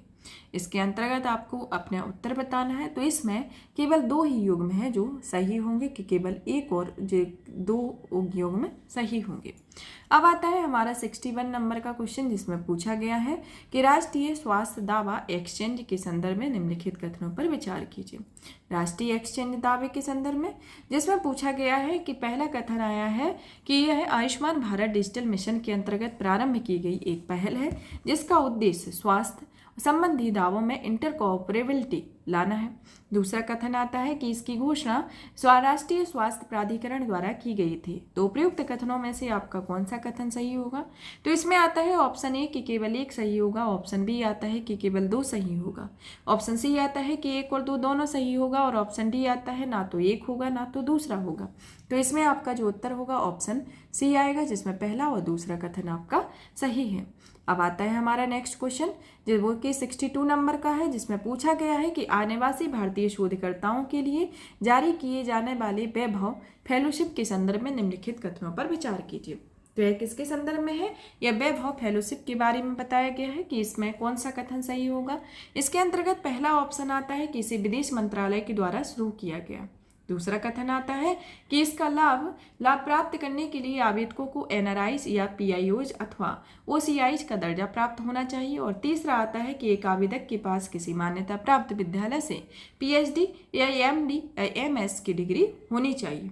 तो प्रयुक्त कथनों में से आपका कौन सा कथन सही होगा? तो इसका जो उत्तर होगा ऑप्शन सी आएगा, जिसमें दूसरा तीसरा कथन सही होगा, और यह विदेश मंत्रालय के द्वारा शुरू नहीं की गई है। अब आता है हमारा नेक्स्ट क्वेश्चन 63 नंबर का। क्वेश्चन पूछा गया है कि हाल ही में सुर्खियों में रहा वैगनर ग्रुप क्या है। वैगनर ग्रुप के बारे में क्वेश्चन पूछा गया है, जिसके अंतर्गत ऑप्शन ए आता है कि यह सोमालियाई लड़ाकू सेनाओं के अर्धसैन्य बलों का एक समूह होता है। दूसरा आता है कि यह उत्तरी अफ्रीका के परमाणु मुक्त क्षेत्र का समूहन है। तीसरा ऑप्शन आता है कि यह सैनिकों की भाड़े पर आपूर्ति करने वाले अनुबंधकर्ताओं का नेटवर्क है। और चौथा नंबर पर ऑप्शन आता है कि यह परंपरागत हथियारों और दोहरे उपयोग वाली वस्तुओं और प्रौद्योगिकियों की एक स्वैच्छिक निर्यात नियंत्रण व्यवस्था है। तो इसमें वैगनर ग्रुप किससे संबंधित है? यह सैनिकों की भाड़ों पर आपूर्ति करने वाले अनुबंधकर्ताओं की एक नेटवर्क है। तो इसके अंतर्गत आपका ऑप्शन सी सही होगा। अब आता है हमारा 64 नंबर का क्वेश्चन, जिसमें पूछा गया है कि 1937 के प्रांतीय चुनावों और प्रांतों में लोकप्रिय मंत्रिमंडल के गठन के संदर्भ में निम्नलिखित कथनों पर विचार कीजिए। जिसके अंतर्गत पहला कथन दिया गया है कि जुलाई 1937 में 11 प्रांतों में से 10 में कांग्रेस मंत्रिमंडल का गठन किया गया। इसके बाद दूसरा आता है कि यह पंजाब में मुस्लिम लीग और कृषक प्रजा पार्टी में मिलकर मंत्रिमंडल का गठन किया। और तीसरा आता है कि गांधी जी ने चुनावों के दौरान कांग्रेस के लिए प्रचार किया, जिसमें कांग्रेस को भारी समर्थन प्राप्त हुआ। तो इसमें आपको सही उत्तर की पहचान करनी है, जिसमें आपका जो ऑप्शन ए आता है कि इसमें 1 और 3 सही होगा, ऑप्शन बी आता है कि 2 और 3 सही होगा, ऑप्शन सी आता है कि केवल 2 होगा और ऑप्शन डी आता है उपयुक्त में से कोई नहीं होगा। तो इसमें आपका जो उत्तर होगा ऑप्शन डी आएगा, जिसमें यह उपयुक्त में से कोई नहीं इसका उत्तर होगा। अब आता है 65 नंबर का क्वेश्चन, जिसमें पूछा गया है कि हाल ही में सुर्खियों में रही मोंटेवीडियो मारू के संदर्भ में निम्नलिखित कथनों पर विचार कीजिए। तो ये किसके संदर्भ में है? मोंटेवीडियो मारू के संदर्भ में, जिसमें पहला कथन आता है कि यह जापानी मालवाहक है जहाज था जिसका उपयोग द्वितीय विश्व युद्ध के दौरान युद्धबंदियों और नागरिकों को ले जाने के लिए किया गया था। और इसके अंतर्गत दूसरा कथन आता है कि इसे दक्षिण चीन सागर में एक अमेरिकी पनडुब्बी द्वारा नष्ट करके डुबो दिया गया था। तो इसमें आपको सही उत्तर की पहचान करनी है, जिसके अंतर्गत ऑप्शन ए आता है कि केवल 1 सही होगा, ऑप्शन बी आता है कि केवल 2 सही होगा, ऑप्शन सी आता है कि 1 और 2 दोनों सही होंगे, और ऑप्शन डी आता है कि ना तो 1 सही होगा ना तो दूसरा सही होगा। तो इसमें आपका जो पहला और दूसरा कथन है वह दोनों ही सही है, तो इसके साथ ही ऑप्शन सी आपका सही होगा। अब आता है हमारा 66 नंबर का क्वेश्चन, जिसमें पूछा गया है कि केंद्रीय नारकोटिक्स ब्यूरो के एकीकृत पोर्टल के संदर्भ में निम्नलिखित कथनों पर विचार कीजिए। जिसके अंतर्गत पहला कथन दिया गया है कि यह गृह मंत्रालय की एक पहल है, दूसरा कथन दिया गया है कि यह स्वापक औषधि और मन प्रभावी पदार्थों के अवैध व्यापार को ट्रैक करने वाला एक पोर्टल है। तो इसके अंतर्गत आपको सही उत्तर की पहचान करनी है। तो इसमें आपका जो उत्तर होगा ऑप्शन डी आएगा, क्योंकि इसमें दोनों ही कथन सही नहीं है। तो अब आपका ऑप्शन डी सही होगा। अब आता है 67 नंबर का क्वेश्चन, जिसमें पूछा गया है कि all India state people's conference के संदर्भ में निम्नलिखित कथनों पर विचार कीजिए। ऑप्शन ए आता है कि यह AISPC के आयोजन की शुरुआत बलवंत राय मेहता, मणिकनल कोठारी और JR अभयंकर के द्वारा की गई थी। इसके साथ ही दूसरा कथन आता है कि AISPC का पहला सत्र लखनऊ में आयोजित किया गया था। तो आपको उपयुक्त कथनों में से सही कथन की पहचान करनी है, जिसमें ऑप्शन ए आता है कि केवल 1 सही होगा, ऑप्शन बी आता है कि केवल 2 सही होगा, और ऑप्शन सी आता है कि 1 और 2 दोनों सही होगा, और ऑप्शन डी आता है ना तो 1 सही होगा ना तो दूसरा सही होगा। तो इसके अंतर्गत आपका पहला जो कथन है वह सही होगा कि इसका जो आयोजन की जो शुरुआत हुई थी वह बलवंत राय मेहता, माणिकलाल कोठारी और JR अभयंकर के द्वारा की गई। तो इसी के साथ ही ऑप्शन ए आपका केवल 1 उत्तर इसके कथन सही होगा। अब आता है हमारा 68 नंबर का क्वेश्चन, जिसमें पूछा गया है कि 1645 के भारतीय आम चुनावों के दौरान 1945 के भारतीय आम चुनावों के दौरान कांग्रेस द्वारा निम्नलिखित में से कौन सा मुद्दा या मुद्दे उठाए गए थे। अब आता है पहला कि 1942 के आंदोलन का क्रूरता से दमन किए जाने का। दूसरा आता है कि संविधान सभा में मुसलमानों और हिंदुओं के समान प्रतिनिधित्व का। और तीसरा आता है कि भारतीय राष्ट्रीय सेना के युद्धबंदियों के भविष्य का। तो इसमें आपको सही उत्तर की पहचान करनी है, जिसमें आपका जो उत्तर है पहला और तीसरा सही है, क्योंकि इसमें दूसरा जो कथन है वह गलत है। तो पहला और तीसरा आपका सही होगा, पहला और तीसरा सही होगा। अब आता है हमारा 69 नंबर का क्वेश्चन, जिसमें पूछा गया है कि कृष्ण प्रस्ताव 1942 के संदर्भ में निम्नलिखित कथनों पर विचार कीजिए। जिसके अंतर्गत पहला कथन आता है कि मिशन के प्रमुख सर रिचर्ड स्टीफर्ड क्रिप्स ने भारतीय राष्ट्रीय आंदोलन का पुरजोर समर्थन किया था। इसके बाद जो दूसरा कथन आता है कि इसका उद्देश्य भारत में अति शीघ्र स्वशासन की स्थापना करना था। तो इसमें आपको सही उत्तर की पहचान करनी है, जिसके अंतर्गत ऑप्शन ए आता है कि केवल 1 सही होगा, ऑप्शन बी आता है कि केवल 2 सही होगा, और ऑप्शन सी आता है कि 1 और 2 दोनों सही होंगे, और ऑप्शन डी आता है ना तो 1 सही होगा ना तो दूसरा सही होगा। तो इसमें आपका जो ऑप्शन सी है वह सही होगा, क्योंकि इसमें जो दोनों कथन है वह दोनों ही सही हैं। अब आता है हमारा 70 नंबर का क्वेश्चन, जिसमें पूछा गया है कि परमहंस मंडली के संदर्भ में निम्नलिखित कथनों पर विचार कीजिए। जिसके अंतर्गत पहला कथन आता है कि इसका उद्देश्य मूर्ति पूजा और जाति व्यवस्था के खिलाफ लड़ना था। इसके अंतर्गत दूसरा कथन आता है कि इसकी स्थापना दादोबा पांडुरंग और महताजी दुर्गाराम ने की हुई थी। तो उपयुक्त कथनों में से कौन सा कथन सही होगा? तो इसके कथन आपका पहला और दूसरा दोनों ही कथन सही है, तो इसका ऑप्शन सी आएगा। अब आता है हमारा 71 नंबर का क्वेश्चन, जिसमें पूछा गया है कि सविनय विज्ञान आंदोलन के दौरान अंग्रेजों ने सांप्रदायिक नीतियों के संदर्भ में निम्नलिखित कथनों पर विचार कीजिए। जिसके अंतर्गत पहला आता है कि कांग्रेस ने सांप्रदायिक पंचाट से दृढ़ रूप से असहमत होते हुए इसे अस्वीकार करने का निर्णय लिया था। दूसरा आता है कि पूना पैक्ट के अनुसार केंद्रीय विधानमंडल की कुल सीटों में 15% से अधिक सीटें दलित वर्गों के लिए आरक्षित की गई थी। तो इसमें आपको सही उत्तर की पहचान करनी है कि उपयुक्त में से कौन सा सही होगा। तो इसमें आपका ऑप्शन ए आता है कि केवल एक सही होगा, ऑप्शन बी आता है कि केवल 2 सही होगा, और ऑप्शन सी आता है कि 1 और 2 दोनों सही होगा, और ऑप्शन डी आता है ना तो एक सही होगा ना तो दूसरा सही होगा। तो इसमें आपका जो उत्तर है वह ऑप्शन बी आएगा, जिसमें केवल दूसरा कथन ही आपका सही है। अब आता है हमारा 72 नंबर का क्वेश्चन, जिसमें पूछा गया है 1928 की नेहरू रिपोर्ट के संदर्भ में कि निम्नलिखित में से वह किस किस की मांग की गई थी। तो इसके अंतर्गत पहला आता है कि सभी प्रांतों में मुसलमानों के लिए आरक्षण। दूसरा आता है कि महिलाओं के लिए समान अधिकार। तीसरा आता है कि संघ बनाने की स्वतंत्रता, और चौथा आता है कि किसी भी रूप में राज्य का धर्म से पृथक्करण। तो इसमें आपको सही उत्तर आपको बताना है। तो इसमें आपका जो ऑप्शन सी है वह सही होगा, जिसमें ऑप्शन ए गलत है कि इसमें सभी प्रांतों की जगह प्रांतों नहीं होगा। तो इसके साथ ही आपका ऑप्शन सी आएगा, जिसमें दूसरा, तीसरा और चौथा इसके अंतर्गत सही है। अब आता है हमारा 73 नंबर का क्वेश्चन, जिसमें पूछा गया है कि भारतीय इतिहास के संदर्भ में निम्नलिखित कथनों पर या निम्नलिखित युगों पर विचार कीजिए। जिसमें आंदोलन या घटना दी गई हो और इसमें वायसराय को बताना है कि इसके अंतर्गत पहला आता है कि बंगाल विभाजन के समय लॉर्ड कर्जन, फिर आता है जो सब सांप्रदायिक पंचाट हुआ था तब लॉर्ड इरविन, फिर आता है चोरी चोरा लॉर्ड रीडिंग, और ऑप्शन जो चौथा नंबर पर आता है गदर विद्रोह जो हुआ था उस टाइम पे कौन था? Lord Chelmsford. तो इसमें से आपको उपयुक्त युगों में से कौन से युग में सही सुमेलित हैं, तो आपको सही उत्तर की पहचान करनी है। तो इसमें केवल 2 ही युग में है जो सही है, तो केवल 2 युग में इसके अंतर्गत सही होंगे। अब आता है हमारा 74 नंबर का क्वेश्चन, जिसमें पूछा गया है कि उन्होंने मतलब एक व्यक्तित्व के बारे में बताया गया है कि इसको व्यक्तित्व को आपको सही से जानना है कि यह किन के व्यक्तित्व के बारे में बात करता है। कि उन्होंने 18 अक्टूबर 1939 को हाउस ऑफ लॉर्ड में भारतीयों विशेषकर हिंदुओं और मुसलमानों के बीच मतभेदों पर जोर दिया, साथ ही कांग्रेस को विशुद्ध रूप से हिंदू संगठन करार कर दिया। 1940 में चर्चिल के प्रधानमंत्री पद की शपथ के साथ उन्होंने अपने इस्तीफे की पेशकश की। उन्होंने महसूस किया कि भारत के संदर्भ में उनके और चर्चिल के विचार बहुत भिन्न थे। उन्होंने टिप्पणी भी की कि मैं उनके लिए केवल एक परेशानी बनकर ही जा सकता था। तो प्रयुक्त गद्यांश में से निम्नलिखित में से वह किस व्यक्ति की चर्चा की गई है? तो इसके अंतर्गत आपको बताना है कि यह किस व्यक्ति की चर्चा की गई है।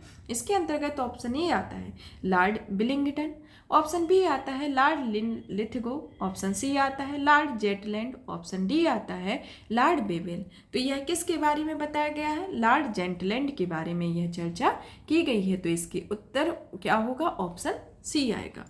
अब आता है हमारा 75 नंबर का क्वेश्चन, जिसमें पूछा गया है चगास रोग के संदर्भ में, जो कि अमेरिकन ट्रेपेनोसोमियासिस के संदर्भ में है, कि आपको निम्नलिखित कथनों पर विचार करना है। इसके अंतर्गत पहला आता है कि यह संचारी परजीवी रोग है जो अमेरिका में सबसे अधिक प्रचलित था। दूसरा आता है कि यह रोग संक्रमित मनुष्यों या जानवरों के सामान्य संपर्क से फैलता है।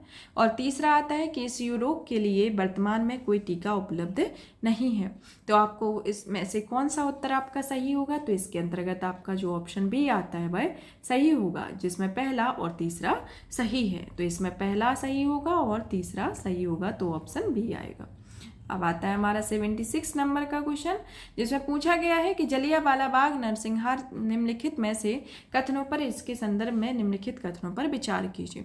जिसके अंतर्गत पहला कथन आता है कि डॉक्टर सैफुद्दीन किचलू और सत्यपाल की गिरफ्तारी के विरोध में जलियांवाला बाग में भारी भीड़ जमा हुई थी। दूसरा आता है कि इस घटना के बाद महात्मा गांधी ने नरसंहार के खिलाफ अखिल भारतीय हड़ताल आयोजित करने के लिए सत्याग्रह सभा का गठन किया हुआ था।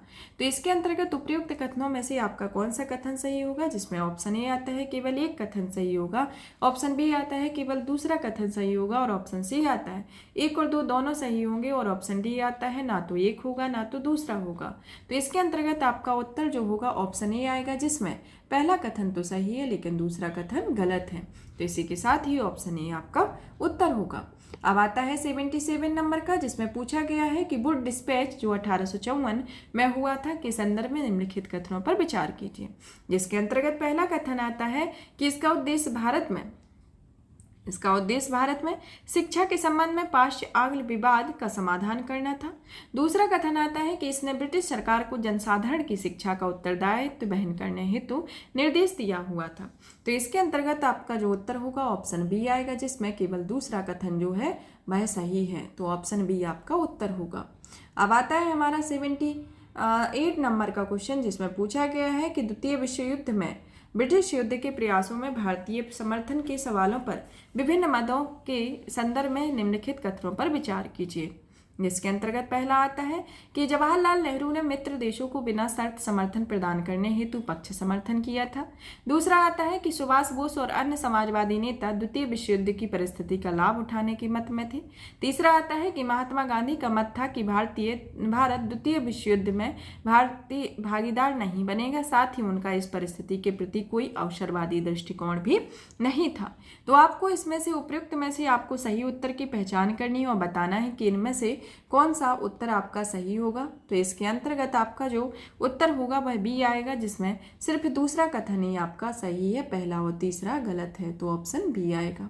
अब आता है हमारा नेक्स्ट क्वेश्चन, जो कि 79 नंबर का क्वेश्चन है, जिसमें पूछा गया है कि 1722 में स्वायत्त अवध साम्राज्य की स्थापना निम्नलिखित में से किस शासक ने की हुई थी। इसके अंतर्गत पहला आता है शहादत खान बुरहान उल मुल्क, और दूसरा आता है अलवर्दी खान, तीसरा आता है सफदरगंज, और चौथे नंबर पर आता है शुजा-उद-दौला। तो इसमें आपको सही उत्तर की पहचान करनी है और बताना है कि 1722 में स्वायत्त अवध साम्राज्य की स्थापना किसने की थी। शहादत खान बुरहान उल मुल्क के द्वारा इस अवध साम्राज्य की स्थापना की गई थी 1722 में। अब आता है हमारा क्वेश्चन 80 नंबर का, जिसमें पूछा गया है कि 12 फरवरी 1922 को कांग्रेस कार्य समिति के प्रस्ताव, जिसे बारदोली प्रस्ताव के नाम से जाना जाता है, के संदर्भ में निम्नलिखित कथनों पर कौन सा कथन सही होगा। तो इसमें से आपको सही कथन बताना है। जिसके अंतर्गत पहला कथन आता है कि बारदोली सत्याग्रह बारदोली के किसानों के करों में अन्याय संगत वृद्धि के विरुद्ध शुरू किया गया था। दूसरा कथन आता है, मतलब दूसरा ऑप्शन बी आता है कि कांग्रेस ने अधिवेशन करके असहयोग को स्वीकार किया था। ऑप्शन सी आता है कि CR दास ने असहयोग पर मुख्य प्रस्ताव प्रस्तुत किया था, और ऑप्शन डी आता है कि किसानों को कर का भुगतान करने और काश्तकारों को लगान का भुगतान करने के लिए कहा गया था। तो इन तीनों में से चारों में से कौन सा कथन सही होगा। तो इसके अंतर्गत आपका जो चौथा ऑप्शन आता है वह आपका ऑप्शन चौथा वाला यह सही होगा कि किसानों को कर का भुगतान करने और काश्तकारों को लगान का भुगतान करने के लिए कहा गया था। अब आता है हमारा 81 नंबर का क्वेश्चन, जिसमें पूछा गया है कि शिवाजी के पौत्र शाहू के संदर्भ में निम्नलिखित कथनों पर विचार कीजिए। जिसमें पहला आता है कि वह 15 वर्षों से अधिक समय तक औरंगजेब के पास बंदी रहा था। दूसरा आता है कि सत्ता को लेकर अपनी चाची ताराबाई से विवाद हो गया था। और तीसरा आता है कि उसने बालाजी विश्वनाथ को अपना पेशवा बनाया हुआ था। तो इसमें से उपयुक्त कथन में से कौन सा कथन सही है। तो इसमें आपका जो ऑप्शन बी आता है वह सही है, क्योंकि इसमें जो तीनों ही कथन दिए गए हैं वह तीनों ही सही हैं। अब आता है हमारा 82 नंबर का क्वेश्चन, जिसमें पूछा गया है कि साइमन कमीशन 1927 के संदर्भ में निम्नलिखित में भारत के अधिकांश महत्वपूर्ण नेताओं और पार्टियों द्वारा इसके बहिष्कार का प्राथमिक कारण कौन सा था? तो इसमें से आपको बहिष्कार का कारण बताना है, जिसके अंतर्गत ऑप्शन ए आता है कि इसने सशस्त्र बलों में ब्रिटिश कर्मियों की वृद्धि का प्रस्ताव रखा। दूसरा आता है ऑप्शन बी कि इसने भारत में पृथक सांप्रदायिक निर्वाचन मंडल के विचार को स्वीकार किया। ऑप्शन सी आता है कि इसने आत्मनिर्णय के सिद्धांत का उल्लंघन किया क्योंकि इस कमीशन के सभी सदस्य अंग्रेज थे। और ऑप्शन डी आता है कि इसने भारत में ब्रिटिश प्रांतों में द्वैध शासन प्रणाली को समाप्त करने का प्रस्ताव रखा हुआ था। तो इसके अंतर्गत आपका जो ऑप्शन सी है वह सही होगा, क्योंकि इसमें आत्मनिर्णय के सिद्धांत के उल्लंघन किया गया क्योंकि इस कमीशन के सभी सदस्य अंग्रेज थे। अब आता है हमारा 83 नंबर का क्वेश्चन, जिसमें पूछा गया है कि बेबेल योजना के तहत किए गए प्रस्ताव के संदर्भ में निम्नलिखित कथनों पर विचार कीजिए। गवर्नर जनरल और कमांडर इन चीफ के अतिरिक्त कार्यकारी परिषद के सभी सदस्य भारतीय होने थे। दूसरा आता है कि हिंदुओं और मुसलमानों का समान प्रतिनिधित्व होना था। तो उपयुक्त कथन में से कौन सा कथन सही है? तो इसमें आपका ऑप्शन ए आता है कि केवल एक कथन सही है, ऑप्शन बी आता है कि केवल दूसरा कथन सही है, और ऑप्शन सी आता है कि एक और दो दोनों सही है, और ऑप्शन डी आता है कि ना तो एक सही है ना तो दूसरा सही है। तो इसमें आपका जो उत्तर होगा ऑप्शन सी आएगा, क्योंकि इसमें आपका दोनों ही कथन इसके आपके सही होंगे। अब आता है हमारा नेक्स्ट क्वेश्चन 84 नंबर का, जिसमें पूछा गया है कि निम्नलिखित में से किस आंदोलन हेतु धन जुटाने के लिए अखिल भारतीय तिलक स्मारक स्वराज कोष बनाया गया था? इसके अंतर्गत ऑप्शन ए आता है स्वदेशी आंदोलन, ऑप्शन बी आता है असहयोग आंदोलन, ऑप्शन सी आता है सविनय अवज्ञा आंदोलन, और ऑप्शन डी आता है भारत छोड़ो आंदोलन। तो इसमें आपका जो उत्तर होगा ऑप्शन बी आएगा कि यह असहयोग आंदोलन से संबंधित है। अब आता है 85 नंबर का क्वेश्चन, जिसमें पूछा गया है कि राजकोट सत्याग्रह के संदर्भ में निम्नलिखित कथनों पर विचार कीजिए। तो यह जो क्वेश्चन है वह राजकोट सत्याग्रह के संदर्भ में है। इसके अंतर्गत पहला कथन दिया गया है कि यह व्यक्तिगत व्यापारियों को माचिस, चीनी, चावल और सिनेमा लाइसेंस की बिक्री के एकाधिकार बेचने के ब्रिटिश सरकार के प्रयास के विरुद्ध शुरू किया गया था। दूसरा कथन आता है कि इसकी मुख्य मांगों में उत्तरदायी सरकार, करों और राजस्व व्यय के में कमी शामिल थी। इसके अंतर्गत तीसरा कथन आता है कि इसका नेतृत्व जेठालाल जोशी और UN ढेबर के द्वारा किया गया था। तो इसमें आपको इसका उत्तर बताना है कि आपका इसमें उत्तर कौन सा होगा। तो इसमें उत्तर आपका सी आएगा, क्योंकि इसमें दूसरा और तीसरा ऑप्शन आपका सही है, मतलब दूसरा और तीसरा जो कथन है वह सही है। तो इसमें ऑप्शन सी आएगा, 85 का सी होगा। अब आता है हमारा 86 नंबर का क्वेश्चन, जिसमें पूछा गया है कि डच ईस्ट इंडिया कंपनी के संदर्भ में निम्नलिखित कथनों पर विचार कीजिए। जिसके अंतर्गत पहला कथन दिया गया है कि कंपनी ने पश्चिमी भारत में सूरत और अहमदाबाद में व्यापारिक केंद्र स्थापित किए। दूसरा आता है कि डच संसद ने संधियों को अंतिम रूप देने का अधिकार स्वयं कंपनी को दे दिया था। तो इसमें से आपको उपयुक्त कथन में से आपका कौन सा कथन सही होगा, मतलब कौन सा ऑप्शन सही होगा?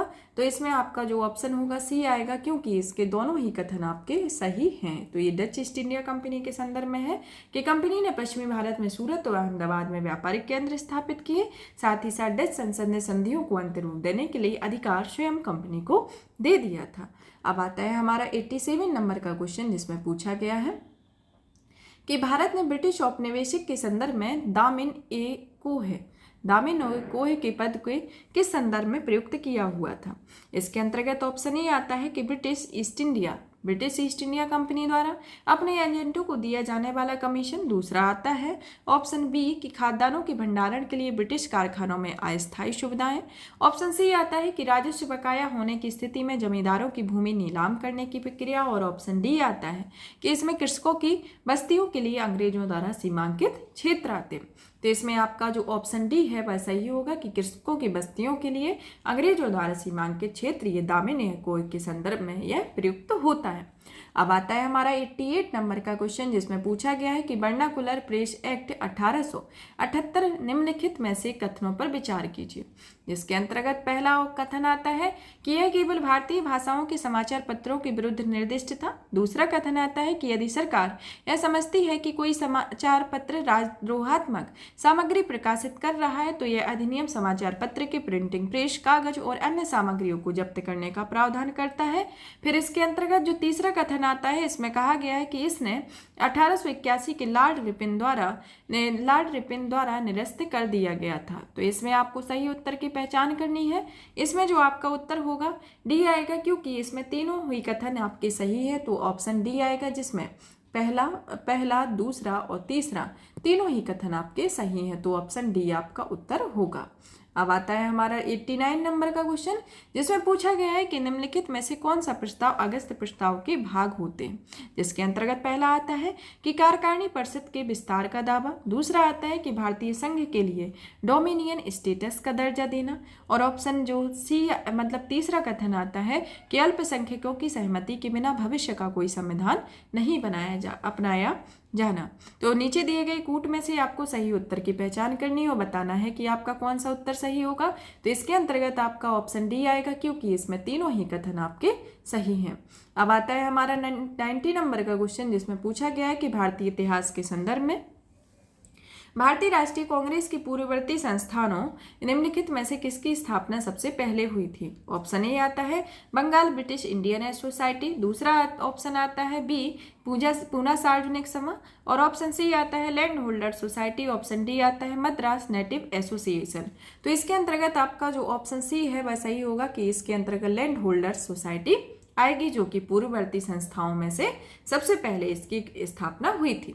अब आता है 91 नंबर पे क्वेश्चन, जिसमें पूछा गया है कि पशु महामारी तैयारी पहल के संदर्भ में निम्नलिखित कथनों पर विचार कीजिए। पशु महामारी पहल के संदर्भ में जिसमें पहला कथन दिया गया है कि यह जूनेटिक रोगों को निगरानी बढ़ाने के लिए एक एकीकृत रोग निगरानी प्रणाली तैयार करेगी। दूसरा कथन आता है कि इसकी शुरुआत स्वास्थ्य और परिवार कल्याण मंत्रालय द्वारा वन हेल्थ दृष्टिकोण के तहत शुरू किया गया था। तो उपयुक्त कथनों में से कौन सा कथन सही होगा कि इसके अंतर्गत ऑप्शन ए आता है कि केवल एक होगा, ऑप्शन बी आता है केवल दो होगा, ऑप्शन सी आता है कि एक और दो दोनों कथन सही होंगे, और ऑप्शन डी आता है ना तो एक होगा ना तो दूसरा होगा। तो इसके अंतर्गत आपका ऑप्शन ए होगा, जिसमें केवल एक कथन सही होगा, जो कि जूनोटिक रोगों की निगरानी बढ़ाने के लिए एकीकृत रोग निवारण प्रणाली तैयार करेगी, जो कि पशु महामारी तैयार पहल के अंतर्गत आएगा। अब आता है हमारा 92 नंबर का क्वेश्चन, जिसमें पूछा गया है कि 1920 के नागपुर अधिवेशन के पश्चात कांग्रेस संविधान में किए गए परिवर्तनों के संदर्भ में निम्नलिखित कथनों पर विचार कीजिए। जिसके अंतर्गत पहला कथन आता है कि प्रांतीय कांग्रेस समितियों को अब भाषाई आधार पर संगठित किया जाना था। दूसरा आता है कि कांग्रेस को अब अपने दैनिक मामले की देखभाल के लिए 15 सदस्यों की एक कार्य समिति गठित करनी थी। तीसरा आता है कि गरीबों को कांग्रेस का सदस्य बनने हेतु सक्षम बनाने के लिए वार्षिक सदस्यता शुल्क का भुगतान करने की आवश्यकता को समाप्त कर दिया गया था। तो इसके अंतर्गत आपका ऑप्शन जो है ये दिए गए हैं कि केवल 1 2 होगा, 2 3 होगा, ऑप्शन सी में 1 3 होगा या 1 2 3 होगा। तो इसमें आपको सही उत्तर बताना है। इसके अंतर्गत आपका जो पहला और दूसरा कथन है वह सही है, जिसके अंतर्गत केवल 1 और 2 आपका सही होगा। यह अब आता है हमारा 93 नंबर का क्वेश्चन, जिसमें 93 नंबर के क्वेश्चन में क्या पूछा गया है, चलिए देखते हैं कि यह गदर आंदोलन के संदर्भ में निम्नलिखित कथनों पर विचार कीजिए। यह गदर आंदोलन के संदर्भ में क्वेश्चन है, जिसमें पहला कथन आता है कि कनाडा और संयुक्त राज्य अमेरिका में विदेशी भारतीय प्रवासियों द्वारा आयोजित किया गया था। दूसरा आता है कि गदर पार्टी के संस्थापक अध्यक्ष सोहन सिंह भाकना थे, और तीसरा कथन आता है कि पार्टी के जो साप्ताहिक समाचार पत्र था, साप्ताहिक समाचार पत्र का पहला अंक गुरुमुखी में प्रकाशित हुआ था। तो इसमें से आपको सही उत्तर की पहचान करनी है। तो इसके अंतर्गत आपका जो ऑप्शन सी है वह सही होगा, क्योंकि इसमें पहला और दूसरा जो कथन है वह आपका सही है, और इसके अंतर्गत तीसरा वाला कथन आपका गलत है। अब आता है हमारा 1494 नंबर का क्वेश्चन, जिसमें पूछा गया है कि 1717 के फरमान के संदर्भ में निम्नलिखित कथनों पर विचार कीजिए। जिसके अंतर्गत पहला कथन आता है कि इसने मुगल बादशाह या मुगल शासक बादशाह फर्रुखशियार के शासनकाल में जारी किया गया था। दूसरा आता है कि इस फरमान ने ईस्ट इंडिया कंपनी और इसके अधिकारियों दोनों को कर मुक्त व्यापार करने की स्वतंत्रता प्रदान की हुई थी। तो उपयुक्त कथनों में से कौन सा कथन सही होगा? इसके अंतर्गत ऑप्शन ए आता है कि केवल 1 होगा, ऑप्शन बी आता है कि केवल 2 होगा, और ऑप्शन सी आता है कि 1 और 2 दोनों होगा, और ऑप्शन डी आता है कि ना तो 1 होगा ना तो दूसरा होगा।